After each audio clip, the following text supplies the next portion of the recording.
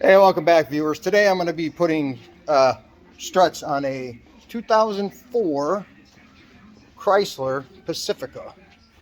You remember this old body style. Nowadays the new ones look like a minivan with a, I don't care for them. This is the body style of Pacificas I like. Anyway, as I was saying, we're going to put 2 front struts on this today, and we're going to get her on the lift and we'll go from there. All right, we're going to start off by taking off the tire first, obviously, and then we're going to remove these 2 bolts here. Nuts are on the other side here, and here. We're going to remove that bolt, and then we got to remove the sway bar link by using this nut here. More than likely, when we remove this, we're going to have to stick Torx, yeah, it's Torx, a Torx bit in here to keep that sway bar link from swaying. And then we're going to move up top and remove that nut, and that nut. Now if you notice, this stud is taller than this one, and this one right over here. So remember your orientation, that your longest stud comes through this hole, and it's going to be the same way on the other side. So always make your marks like I made a mark here with a pencil, so I remember that that's the side that my tallest stud comes through. One other thing I would like to add is that what I do is I always take an angle finder, stick it on the rotor, so that way when I do put the strut back on, I can get my alignment as close as possible to where it was when I took it off. Yeah, I got to talking while I was working and forgot I was even doing a video. Well, on the sway bar link here, I did have to put a Torx bit in it to keep it from spinning.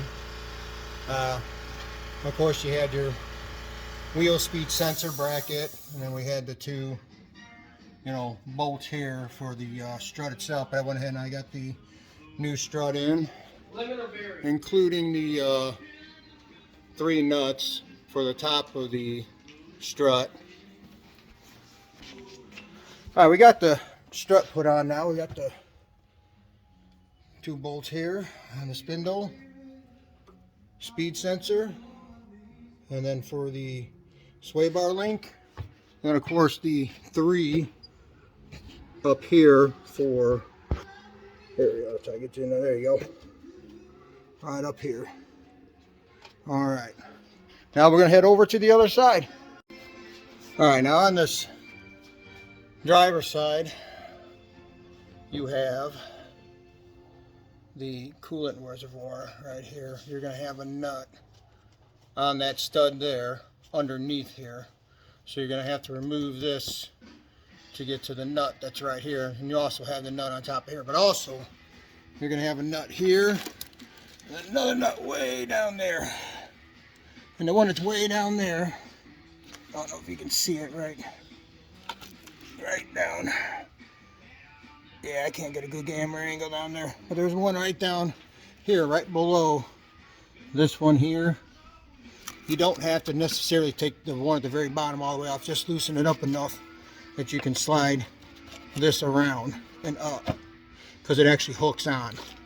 So, and that is for the driver's side. All right, now it's time to put the thing back in.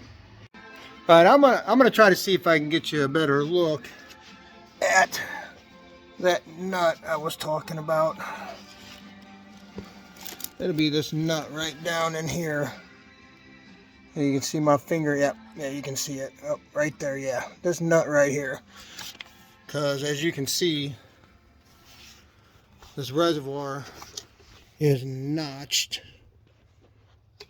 So it just pops up off of those studs. And boom, just like that. So that was pretty easy there.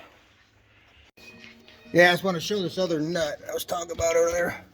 This nut here. Because the coolant reservoir goes over it like that. Oh, sorry. Yeah, it goes over it like that. And then that last nut goes on here to secure this.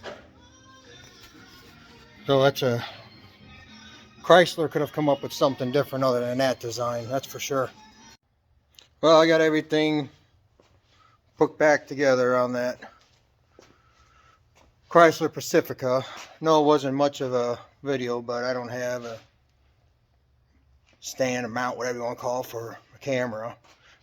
Just do with what I can. I'm just starting to do these videos, so I haven't invested a whole lot of money into any equipment or anything yet. So just using my cell phone camera, trying to make a few of these videos and hoping maybe it'll help somebody out.